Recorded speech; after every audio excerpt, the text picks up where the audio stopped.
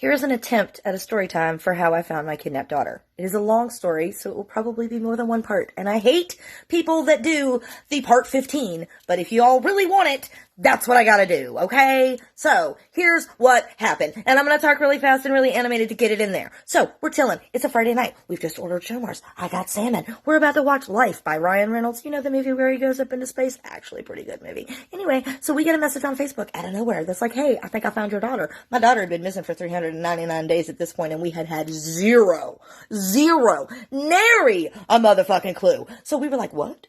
So I was like, hey, what do you think? Why do you think that? So she came back and said, I'm talking to her. I'm in a chat room with her. I'm pretty sure it's her. And I said, well, we need some convincing. Because the FBI will tell you, like, when your kid's missing, they be like, be careful. Psychics be calling you. People be calling you. Be like, I know where your kid is. You send me $500 and I'll tell you. So I was a little more cautious than my husband. My husband was immediately like, oh my God, it's her. I was like, I need more than that. So at this point, we know that whoever it is on the other end has contact with Haley. It may not actually be her, but they at least have contact with her to have had a recent photo. Now, at this point, my husband is 100% convinced. He's like, we need to call our FBI agent, Pete. I was like, wait, I need more. Because they had warned us that people will call and trick you and kidnappers and psychic people will try to get money out of you. So I said, please ask Haley something that only Haley would know. Now, I want to say, she's talking to me, she's typing to Haley, so Haley has to type back, then she has to answer, then she tells me, then I tell Tony, then Tony tells Pete, our FBI agent, then Pete tells the detectives in Georgia, then the detectives in Georgia tell the police. So everything takes a really long time, okay? So at this point, she comes back and says, Haley said to tell you that you hate your mom and that you have a big divot in the back of your head from when your brother hit you in the head with a hammer when you were 5 and you almost died. And yeah, that's true. And very few people knew it. Now you know it, but very few people knew that. So at that point, we knew that it was her. So at this point, we know it's Haley. And we just have to try to figure out where she is. So I say, where are you? And she says, I'm in a 2-story brown brick building in Georgia. Which, while I'm having this conversation, Tony, my husband, is on the phone, getting on the phone with our FBI agent. And side note, our FBI agent, Pete, was amazing. He was on vacation with his family in a resort at Disney when we called, and he dropped everything to help us that night. And had he not, like, had I called the Georgia detectives, they would not have taken me as seriously. They would not have motivated as quickly, let's put it that way. So they come back. So she says, I'm in a 2-story brick building. And I say, well, that's not enough, sweetie. I need to know more. And this is where the Columbo comes in. So the questions became rapid fire. Do you have trains near you? Do you have planes near you? Is there running water? Is there a local pizza place? I can show you the picture at the end. So at this point, we know it's her. We know where she's at. We know she's in Georgia. So we start asking questions like, are there planes? Are there trains? Is there water? Is there a local pizza place? Do you ever hear like police sirens or like an ice cream truck? And she said, no, none of that. And so I said, what do you see when you look out your window? And she said, well, it's dark. I can't see anything. Duh, it was nighttime. But she said, I did take a picture a few months ago from the window. Do you want me to send you that? And I said, yes, send me that. So she sent me this picture. Insert picture now. When I got that picture, I looked at that picture for every possible clue I could find. And the only thing that I could, tiny little sign in front of the white truck that's really hard to see, but I swear to God it's there. And if it's the only thing you have to find your kid, you would find it too. And I swear it's there. I swear. Alright guys, so I just shot the last one. That's right up till we found the picture, and I'm gonna have to stop because I've got my littles, and I don't talk about this around the littles, and we have tutoring, we have dinner, and we have prayers, and bath, and it's probably gonna be tomorrow before I get back to it. And honestly, I hate myself because I hate people that do that. I hate people that, y'all, this is a great story. I could have made y'all come back tomorrow for part 4. Come back tomorrow for part 5. Come back Thursday night for part 9. No. I hate people that do that, and I hate that I have to even split it up, but I really wish that there was a way. Like TikTok people, hey, like executive people, I would pay $5.99 a month to be able to do 3-minute videos. Just as a creator, I would. So, I'm sorry that I have to break it up, and I'm sorry that I'm leaving you guys on a cliffhanger, but, 399 days without her, you guys can manage one night. I promise. You can manage. And tomorrow, first thing, I'll get back on it and I'll tell you the rest of this like 6 times, and I keep getting more and more aggressive each time, so I'm just going to try to stay really, really, like, not aggressive this time. But y'all are kind of pissing me off. Like, Here's the thing. I get that you want the story, but you have to understand that my kids come first. If you're like, oh, that's a problem for me, then you can just unfollow me right now, because that's a boundary that I've set. My kids come before everything else, including you guys. And I love y'all. Don't get me wrong. But if I had to choose between y'all and my kids, bitches, love you, but deuces. Secondly, pissing me off in the comments. If she had a phone, why didn't she just call 911? If she had a computer, why didn't she just call 911? Why didn't she call you? First of all, who said she had a phone? I never said she had a phone. She didn't have a phone. What she had was a Kindle from 2010 that she found in an old box that her captor had forgotten about. She was able to hijack the neighbor's Wi-Fi and ended up in a chat room in Romania. If that gives you any idea about the Wi-Fi. And why didn't she contact us? Because he threatened to kill her if she did. Oh my God, guys, like, I was in bed and I'm fully melatonin right now. So, like, I have no cognition of this. Don't hold it against me. But I want to make it very, very clear. My daughter is home. She's home and she's safe. I love y'all so much. I've had a bunch of people message me and DM me and say, oh, I'll be praying for you. I hope she comes home safe. Y'all are so sweet. I love you so much. She's home. She's safe. All of this happened in 2017. I'm just now telling the story. She's home and she's safe. But I love y'all. Good morning, lovelies. Quick PSA before I start the rest of the story. Some of y'all out there in the TikTok land have never experienced trauma, and it shows. You know how I know? Because you're very insensitive. When someone experiences trauma, it's hard for them to talk about. It takes a lot for that person to even admit that they were traumatized and then want to talk about it. And when you, the person who they're talking to, comes back with, you're making this up, you're just doing this for attention, you're chasing clout, I don't even know what clout is, and I'm too fat to chase anything. So that's not true. You can go on Google and verify that I'm telling you the truth. But here's the thing. When you do that, you invalidate that person's suffering. You make them feel like they have to justify their actions that they had to do to survive the traumatic experience. It's wrong. Don't do it. Just don't. Be kind. Okay, so now that we're done with the PSA, and for those of you that needed to hear that, I really hope that you take that with you going forward. I think it will help you be a better person and a better friend, etc.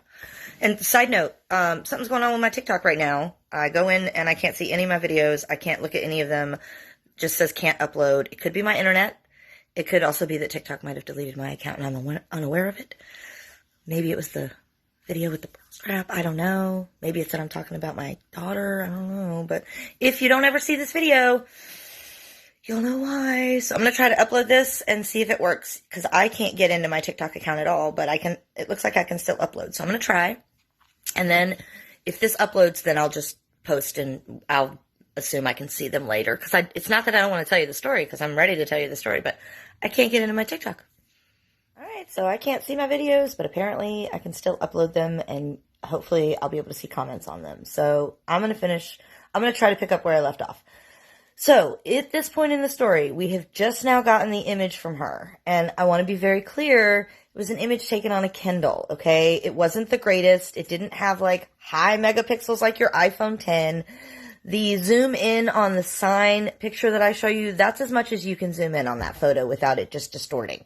There was no looking at license plates on the front of the truck. There was none of that. And the thing is, her Kindle only had like 26% charge. So we had to work quickly, but because we were talking through all these people, it took a long time. So when I looked at the picture, I saw a tiny little white sign. The first thing I saw was a lack of tire on the blue truck. That's where my brain was like, there's something in front of that tire. And it was a little white sign. All right, so I can't see my videos, but apparently I can still upload them, and hopefully I'll be able to see comments on them. So I'm going to try to pick up where I left off. So at this point in the story, we have just now gotten the image from her, and I want to be very clear. It was an image taken on a Kindle, okay? It wasn't the greatest. It didn't have like high megapixels like your iPhone 10. The zoom in on the sign picture that I show you, that's as much as you can zoom in on that photo without it just distorting. There was no looking at license plates on the front of the truck. There was none of that. And the thing is, her Kindle only had like 26% charge. So we had to work quickly, but because we were talking through all these people, it took a long time. So when I looked at the picture, I saw a tiny little white sign. The first thing I saw was a lack of tire on the blue truck. That's where my brain was like, there's something in front of that tire. And it was a little white sign. Okay, so now we have the photo. It's like 10 o'clock at night on a Saturday. Our FBI agent is in Florida. It's not like in the movies where I just call up Reed from Criminal Minds and say, hey, I'm going to text you this photo and you can send it to Quantico and 16 seconds later. This is real life. My daughter had 26% on that Kindle, and once that was dead, that was it. So we did not have time to piddle fart around. I knew that we had to solve this. We had to use that picture to find her, and this was our only hope. So I looked at that picture, and the first thing I saw was the end of a street sign in the top left corner, ENCA. You can see the end of a street sign, a little bit green. And then in the other end of the photo, at the very end of the hill, there's a blue truck and a white truck, and I could see a little white sign at the end of that white truck. It's very difficult to see. I've circled it to show you it's there. But in my brain, and I kind of think this was a little bit of angels, I just knew that that was a for sale sign. Okay, and again, like, I can't see these. I'm going into my profile, and it shows 0 videos, except the ones that are in my drafts. I can't respond to any comments or anything. I don't know what's going on with my TikTok, people. I turned my phone off, turned my phone back on, went into my device care, deleted all my extra cookies and shit. So I don't know what's going on, but I hope y'all are getting to see this, because that'd be the biggest flex ever. Like, that'd be like the biggest escape. Like, I'm sorry, I just didn't want to tell the story. So I contacted TikTok and was like, hey, do me a favor and delete my account. So at this point, we have the photo. We have located the house that we think is 5 doors down. So we send that photo to our FBI agent, who then contacts detectives in Georgia. And the detectives in Georgia were like, we can't dispatch to a 2-story brick building. That's not enough. But with an address. Okay, sorry I disappeared for an hour. I had therapy. I do it on my phone, and self-care is very important. So now, in the point, our FBI agent has sent the photo to the Georgia detectives, because up until now, Georgia is like, we cannot dispatch police officers to a 2-story brick building in Georgia. We need more. And up until this point, we didn't have an address. So once we had an address, they were then able to dispatch police. And the police were dispatched to that address. But there were no streetlights. It's rural Georgia at night, like late night. It's like 11:45 midnight at this point. It's late night. It's dark. Not everybody has their porch lights on. So the police say to Pete, who says to Tony, who says to me, who says to Kat, who says to Haley, you need to signal them. You need to let them know that you are there. They can't find where you are. So her window opened about this much. He had nailed it shut, but he did open it this much because occasionally he smoked cigarettes. And so she was able to open up the window. Okay. So at this point, Haley has said, I've seen the police driving by. They're not stopping. What do I do? We go back and say, you need to make some noise. You need to let them know you're there. You need to make some noise. She says, I'm too scared. I'm too scared. What if he hears me? I'm too scared.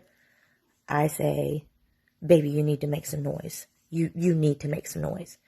So we watch Doctor Who. Haley and I, we love Doctor Who. One of our favorite characters is Donna Noble. She's played by an actress named Catherine Tate. And one of Donna's things is she goes, oi, O-Y. It's a British thing. It basically is just like, hey. But over there, instead of going, hey, they go, oi. So if we're at Target and Haley's, I can't find her, I go, oi, really loud. And she goes, oi. So that's what she did. She opened up the window and she waited for the police to drive by. And when she saw them, she went, oi, really loud. And then she fainted.